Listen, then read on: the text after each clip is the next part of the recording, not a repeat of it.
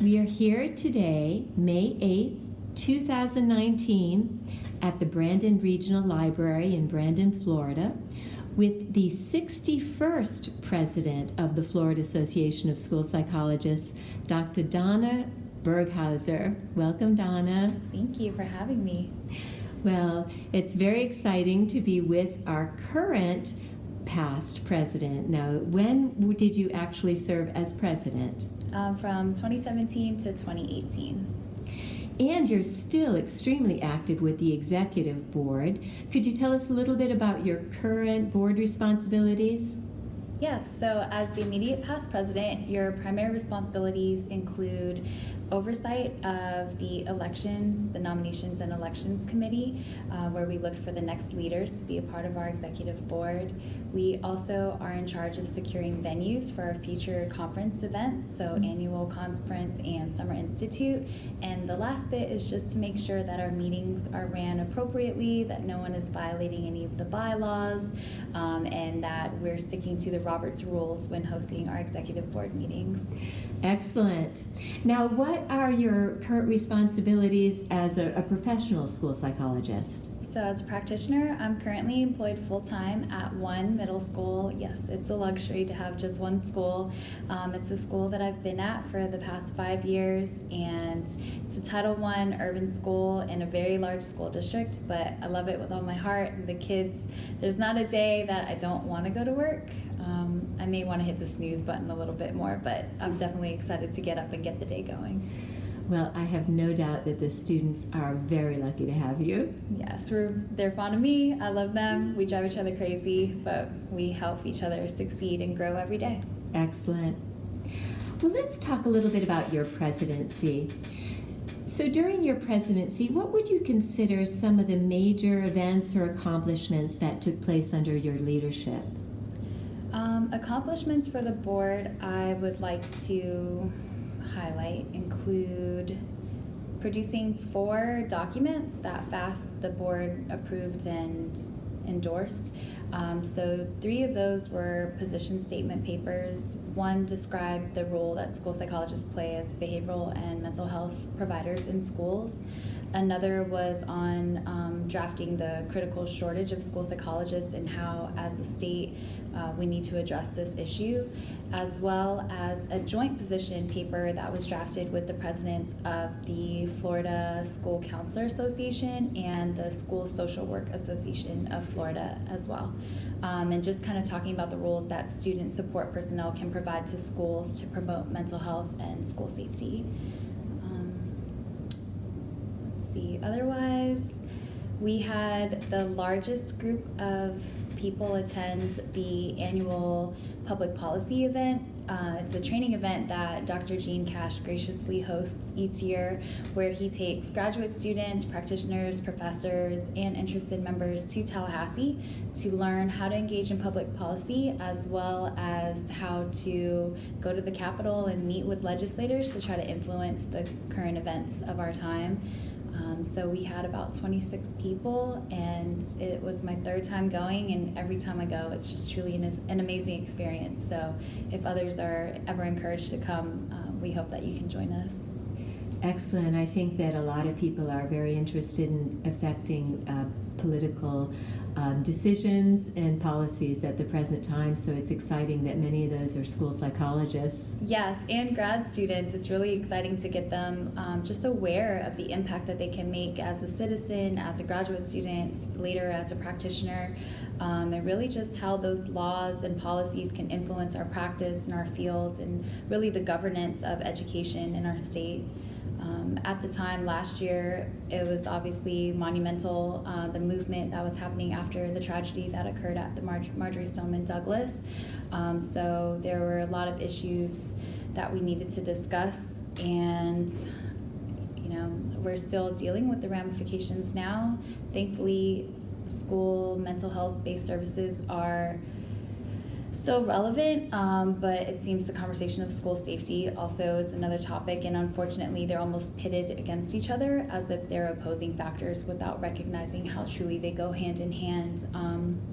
And so I think that was something that was really important to highlight during my year, that mental health supports are not just necessarily, targeted and individualized for students who have already been identified as having anxiety or depression or an emotional disorder, for example, but really how do you generalize practices like social emotional learning at the tier 1 level, and how do you provide support groups for skill building for kids who maybe need conflict resolution, who maybe need help with their social skills, because really that all together can then create a place where schools are safe, where they're welcoming, and all students feel accepted and involved, and that really is going to be the ultimate school safety measure to keep everyone happy and in school.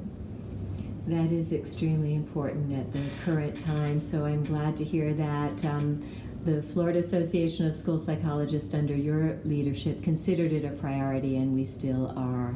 So thank you.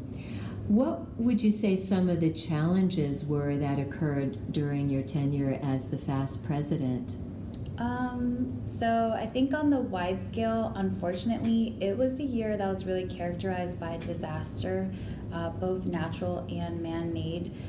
We had just finished reeling from Hurricanes Irma and Maria, and the devastation that caused not only in our state but in the Caribbean as well, particularly Puerto Rico. And then, as educators, how did we deal with the influx of students that were displaced and had to acclimate and almost sometimes even be culture shocked into moving to Florida, and obviously dealing with the trauma that these families experienced. I'll never forget meeting a student and her mother who were enrolling at our school from the Virgin Islands, and they had survived the storm there. And so it was, when you talk about creating welcoming environments, but also just empathy for the human experience, and what a middle school child and a mother who really wasn't very much older than I was, to have lived through that was very humbling. And then unfortunately near the end of my presidency, there was also Hurricane Michael that affected our Panhandle and is still affecting them today. So we have those natural disasters, as well as, again, the tragedy of school shootings that occur. So really just learning about crisis prevention, intervention, postvention, supporting communities in addition to just schools, and how do you really build those partnerships to strengthen everybody? Because I think even when it comes to mental health supports, for example, everyone looks to schools. What are schools doing to help students? What are schools doing this and that? But truly the conversation needs to be, what are we doing as a society? How are we helping and supporting each other? Because you can't have healthy children if they have parents at home that are struggling with their own mental health issues. So how do we broaden the conversation so that we're all taking care of one another? And so as president, you were able to provide some resources, both online and in other ways, for communities that needed assistance, or particular individual families? Yes, for sure. And thankfully we have NASP, who offers a lot of guidance in that capacity. Mm-hmm. As president, I also did a needs assessment survey for our general membership, and including non-members, to see how we could support by providing trainings, for example, using the NASP Prepare model. How could we bring workshops to further train our state practitioners in being able to respond when these situations arise. Speaking of challenges, I think one of my personal challenges was also being a resource. I was asked to sit in on a town hall meeting for Bay News 9, which was really an incredible experience, but very nerve-wracking to be seen on TV and also recognized later by my students who saw the segment. And having to be interviewed by the press was definitely a challenge for myself, only because being a younger practitioner, yes, I'm knowledgeable and I studied so I could make sure I said the right things, but really being called to be the face of our profession, and the person, kind of the go-to person, was a challenge, but a huge learning curve. And it also just reminded me that, as with any practitioner, you're never prepared for a tragedy to occur. But if we can just stay cool, rely on our colleagues and each other, and make sure to do a little bit of self-care too, and prepare yourself, you know that you can really take on anything and be strong for our kids and our families. Well, excellent.